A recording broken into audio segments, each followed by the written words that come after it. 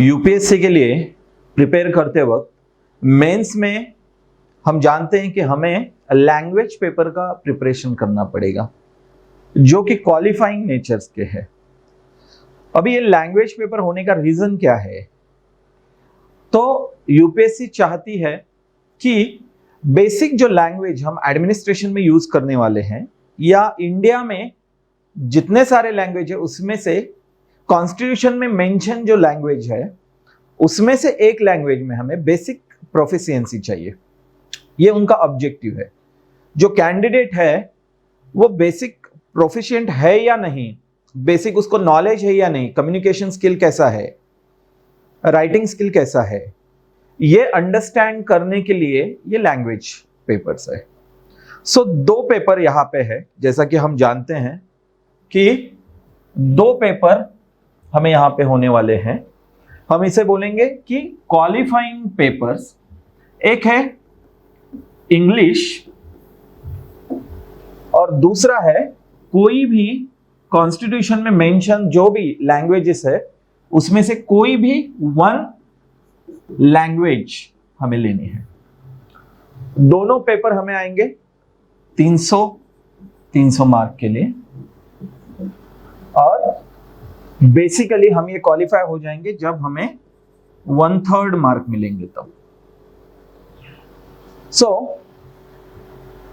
यहां पे language paper English and Indian language, इसका प्रिपरेशन करते हुए हमें याद रखना है कि पिछले कुछ सालों का ट्रेंड हमें बता रहा है कि लैंग्वेज पेपर में भी बहुत सारे बच्चे क्या हो रहे, फेल हो रहे हैं, डिस्क्वालिफाइड हो रहे। अगर ये पेपर हमारे क्वालिफाइड नहीं हुए तो आगे के मेंस के जो पेपर है हमारे चेक नहीं होंगे। सो हमने ऐसे भी कैंडिडेट देखे हैं कि जो इंग्लिश बहुत अच्छा है, कॉन्वेंट से बिलोंग करते हैं, कॉन्वेंट में एजुकेशन लिया है, फिर भी उनका इंग्लिश रहा है। मराठी लिटरेचर में पोस्ट निकाली है या मराठी लिटरेचर से क्या कर रहे हैं, यूपीएससी दे रहे हैं, फिर भी मराठी ये लैंग्वेज पेपर रह गया है। तो क्या यूपीएससी का बेसिक क्राइटेरिया क्या है, वो क्या चेक कर रही है? क्या ऐसा हम बोलेंगे कि वो कॉन्वेंट वाला जो कैंडिडेट है उसका इंग्लिश अच्छा नहीं है, या जिसने मराठी लिटरेचर में जो लिख रहा है यूपीएससी मेंस उसका मराठी अच्छा नहीं होगा? ऐसा नहीं है। तो ये पेपर हम इजीली क्वालिफाई कर सकते हैं, टफ नहीं है, सिर्फ उसे हमें एक अंडरस्टैंड करना है किस वे से उसको क्वालिफाई करना है। तो सबसे पहला हमें क्या करना पड़ेगा, पेपर देखना पड़ेगा। तो पहले हम इंग्लिश की तरफ ये करते हैं। इंग्लिश हमें यहां पे पेपर कैसा आ रहा है, उसका नेचर क्या है, ये सबसे पहले हमें अंडरस्टैंड करना है। सो यहां पे अगर हम देखेंगे तो वो क्या बोल रहे हैं कि हमें ये जो इंग्लिश पेपर है वो इंग्लिश में ही अटेम्प्ट करना है और यहां पे ये क्वालिफाइंग नेचर का है। तो अगर हम देखेंगे कि उनका एग्जैक्टली क्या क्या पूछ रहे हैं यहां पे, तो हमें सबसे पहला दिखाई देगा कि ये क्या करेंगे, एक एस्से पूछेंगे। हमें 4 में से एक एस्से हमें लिखना है जो कि 100 मार्क्स के लिए आएगा हमें। सो एस्से प्रॉपर लिखना है हमें। देन एक पैसेज आएगा, पैसेज के ऊपर कुछ क्वेश्चंस पूछे जाएंगे। टोटल 5 क्वेश्चन रहेंगे, each question carries 15 marks. So total 75 marks के लिए ये हमें आएगा। नेक्स्ट वो क्या पूछ रहे हैं, question number 3। Okay, question number 3 में हमें वो पूछेंगे प्रीसीज, सारांश लिखने के लिए, वो 75 मार्क्स के लिए हमें आएगा। नेक्स्ट ये 3 बड़े क्वेश्चन इंग्लिश में हुए। ओके, तो उसके बाद question number 4 and question number 5 ये डिवाइडेड रहेंगे, रिलेटेड टू कुछ ग्रामर रहेगा। क्या है एग्जैक्टली यहां पे, तो यहां पे उन्होंने पूछा है कि ये कुछ सेंटेंस है, आपको करेक्ट करने हैं और रिराइट करके लिखने हैं। तो टोटल 10 ये है, तो 10 मार्क के लिए। नेक्स्ट है मिसिंग वर्ड्स, यहां पे हमें क्या करने हैं, फिल करने हैं। 5 क्वेश्चन है, 5 मार्क के लिए है। नेक्स्ट 4C में आएगा verbs, correct form of verb take है तो उसका प्रॉपर वर्ब फॉर्म करना है, हमें यहां पे लिखना है। नेक्स्ट एंटोनिम्स, हम जानते हैं सिनोनिम्स एंटोनिम्स, यहां पे एंटोनिम्स उन्होंने पूछा है। क्वेश्चन नंबर 5 फिर से डिवाइडेड रहेगा ए बी सी डी, जो भी एवरी ईयर ये पैटर्न उनका चेंज होता रहेगा। अभी उन्होंने एंटोनिम्स पूछे हैं तो वो क्या कर सकते हैं, हमें सिनोनिम्स भी पूछ सकते हैं। सो हमें यहां पे दिखेगा कि यहां पे उन्होंने क्या पूछा है, सेंटेंस आप जैसे डायरेक्शन दिया है वैसा चेंज करो। फॉर एग्जांपल ये पैसिव वॉइस है, यहां पे हम देखेंगे कि इनडायरेक्ट स्पीच है, लाइक दैट। नेक्स्ट है कि ये जो वर्ड है वो हमें सेंटेंस में यूज करने हैं और उससे एक मीनिंगफुल सेंटेंस हमें बनाना है। फिल इन द ब्लैंक के लिए नेक्स्ट क्वेश्चन क्या है, फिल इन द ब्लैंक के लिए ऑलरेडी दिया हुआ है, वहां से हमें वो fill in the blanks complete करने हैं। नेक्स्ट उन्होंने इडियम्स एंड फ्रेजेस पूछे हैं। ओके, सो ये उनका क्या है, अगर हम देखेंगे तो पैटर्न है कि पहले 3 क्वेश्चन क्या रहेंगे उनके, फिक्स है। पहले 3 क्वेश्चन में क्या है उनका, एकदम फिक्स है कि ऐसे पूछेंगे 100 मार्क्स के लिए हमें। ओके, देन कॉम्प्रहेंशन पूछेंगे, मतलब पैसेज के ऊपर आंसर दो 60 मार्क्स के लिए। नेक्स्ट प्रिसीज पूछेंगे। उसके बाद के जो क्वेश्चन है उसको हम बोलते हैं कि क्या बोलते हैं कि रिलेटेड टू ग्रामर, ऐसा कंसिडर करते हैं। Antonyms, synonyms, idioms and phrases ये ग्रामर से रिलेटेड उतना नहीं है, फिर भी हम कंसिडर करते हैं कि आगे वाले जो 2 क्वेश्चन है ओके वो ग्रामर रिलेटेड हमें आएंगे। सो हमें फोकस करना है इसको ओके कि कैसे लिखना है। मेंस की जैसे जैसे तैयारी करती जाएंगे ऑटोमेटिकली हमारी ये तैयारी होगी। जब हम मेंस में रहेंगे एक आध पेपर हम लिख के देखेंगे उसको कैसे मार्क आ रहे हैं क्या। ओके, पहले से हमारा राइटिंग स्किल डेवलप हुआ होगा मेंस के आंसर लिख के, तो ये पेपर में कुछ टफ नहीं है। तो यहां पे एक सिर्फ चीज याद रखनी है कि एंड तक हमें सिंसियर रहना है इस पेपर में। जब तक ऐसा नहीं दिखना चाहिए कि किसी को लगेगा कि मैं एस्से बहुत अच्छा लिखा है, मैंने प्रिसीज बहुत अच्छा लिखा है और मैंने कॉम्प्रहेंशन बहुत अच्छा लिखा है तो ग्रामर ऐसे ही छोड़ देता हूं, लास्ट का आधा घंटा आराम से बैठता हूं। नहीं, हमें हमारी सिंसियरिटी दिखाना है, एंड तक पेपर कंप्लीट करते जाना है, लास्ट तक हमें नहीं रुकना है। अभी ये हमने क्या देखा कि इंग्लिश हमने देखा, तो लैंग्वेज के भी हम पेपर देख लेते हैं, इंडियन लैंग्वेज के।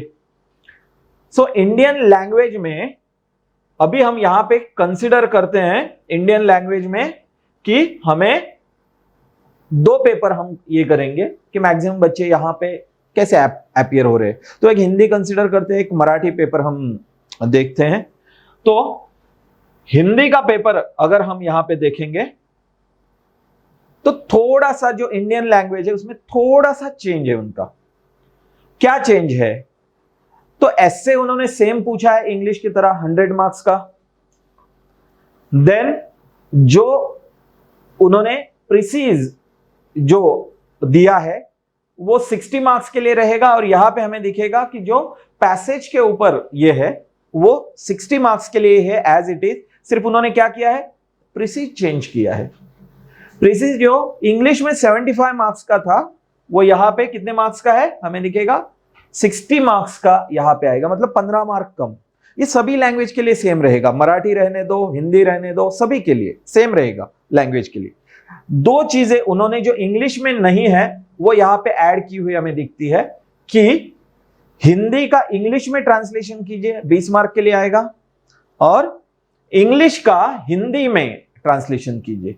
अगर हम मराठी के बारे में सोचेंगे तो यहां पे क्या रहेगा, पूरा पेपर मराठी में रहेगा और ट्रांसलेशन 2 एडिशन में रहेगा, English to Hindi, English to Marathi और मराठी टू इंग्लिश। यहां पे हमें सेम वे से दिखेगा, ये भी 20 मार्क के लिए। आगे क्वेश्चन नंबर 6 हमें दिखाई दे रहा है, यहां पे फिर से उन्होंने क्या किया कि मुहावरों का अर्थ स्पष्ट करते हुए वाक्यों में प्रयोग कीजिए। जैसा इंग्लिश में इडियम्स एंड फ्रेजेस है वैसा हिंदी में क्या है, मुहावरे।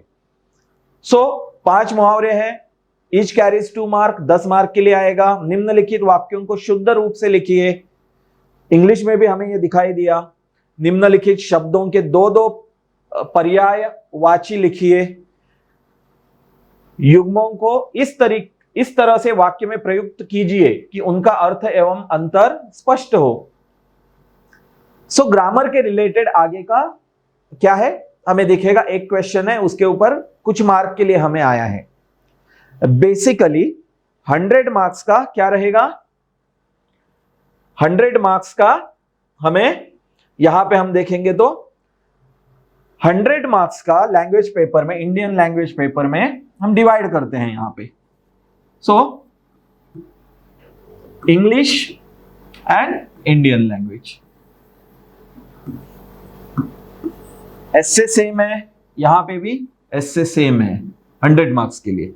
दूसरा कॉम्प्रहेंशन, यहां पे भी कॉम्प्रहेंशन है। तीसरा यहां पे क्या है, प्रिसीज है, यहां पे भी प्रिसीज है, सिर्फ प्रिसीज यहां पे 60 मार्क्स के लिए है और यहां पे 75 मार्क्स के लिए है। फोर्थ यहां पे क्वेश्चन जो है वो हम ग्रामर रिलेटेड बोलेंगे, फिफ्थ क्वेश्चन भी ग्रामर रिलेटेड बोलेंगे। यहां पे सिर्फ फोर्थ और फिफ्थ क्वेश्चन ट्रांसलेशन रहेगा, language to English and English to language, और एक क्वेश्चन आगे का जो है वो ग्रामर रिलेटेड रहेगा। ये नेचर है उनका। हमारा ऑब्जेक्टिव होना चाहिए, हमें ये पेपर क्वालिफाई करने हैं। ये दोनों पेपर अगर हम क्वालिफाई हो गए तो ही हमारे आगे के पेपर चेक होंगे। ये हमेशा याद रखना है, पूरे सिंसियरिटी के साथ, पूरे क्या हम बोलते हैं कि हमारा पूरा 100% दे के हमें ये पेपर वहां पे सॉल्व करने हैं। ऐसा बिल्कुल नहीं सोचना है कि मेरा इंग्लिश तो बहुत अच्छा है, मैं तो आराम से पास हो जाऊंगा, सिर्फ ऐसे लिखता हूं एंड कॉम्प्रहेंशन लिखता हूं। प्रीवियस एग्जाम्पल से ये बोल रहा हूं कि ऐसे एटीट्यूड की वजह से मैंने कुछ बच्चों का इंग्लिश पेपर रहते हुए देखा है, सेम टुवर्ड्स मराठी और हिंदी। एंड तक, जब तक 3 घंटे कंप्लीट नहीं होते तब तक हमको वो पूरा लिखते रहना है, ताकि यहां पे हमें कोई भी प्रॉब्लम ना हो और हमारे मेंस के पेपर प्रॉपरली आगे के चेक हो। सो लैंग्वेज पेपर को अभी हमने देखा, इंग्लिश और एक इंडियन लैंग्वेज जो हमें लेनी है, कि उसके रिगार्डिंग हमें किस वे से ये सोचना है। तो बेसिक व्यू, ये ऑब्जेक्टिव क्या था इस वीडियो का, कि बेसिक व्यू, बेसिक हमारा क्लियर हो कि कैसे आते हैं पेपर। तो हमने पेपर भी देखे, वहां पे एग्जैक्टली किस वे से मार्किंग सिस्टम आ रही है और हमारा एक थोड़ा सा अप्रोच कैसा हो, इसके बारे में अभी हमने फोकस्ड देखा। ओके, सो इससे क्या होगा, हमें एक आउटलाइन पूरी मिल जाएगी कि लैंग्वेज पेपर को किस वे से हमें देखना है। ओके, बहुत पहले से इसकी स्टार्ट करनी ऐसा नहीं, हमें फोकस करना है बाकी के सब्जेक्ट्स पे। जैसे जैसे मेंस नजदीक आएगी, एक एक पेपर हमें सॉल्व करके देखना है जिनका लैंग्वेज पे अच्छे से कमांड है। अभी कुछ कैंडिडेट्स का क्या रहता है कि कुछ कैंडिडेट का इंग्लिश पे कमांड नहीं रहता है, तो उन्हें पहले से ही वर्नाक्युलर मीडियम से जिनका एजुकेशन हुआ है और वर्नाक्युलर मीडियम से वो यूपीएससी लिख रहे हैं, तो इंग्लिश पे थोड़ा कमांड कम हो सकता है, तो वहां पे पहले से थोड़ा फोकस करना पड़ेगा। कुछ जो इंग्लिश मीडियम बैकग्राउंड से है उनका लैंग्वेज का पेपर कमजोर हो सकता है, तो उनको पहले से ही उसका प्रिपरेशन करना है।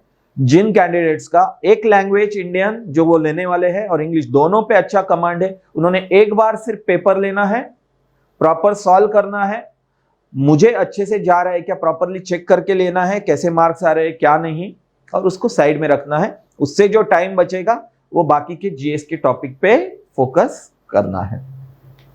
सो मुझे लगता है बहुत अच्छे वे से आपको अंडरस्टैंड हुआ होगा कि लैंग्वेज पेपर पे कैसा फोकस करना है। Okay, thank you.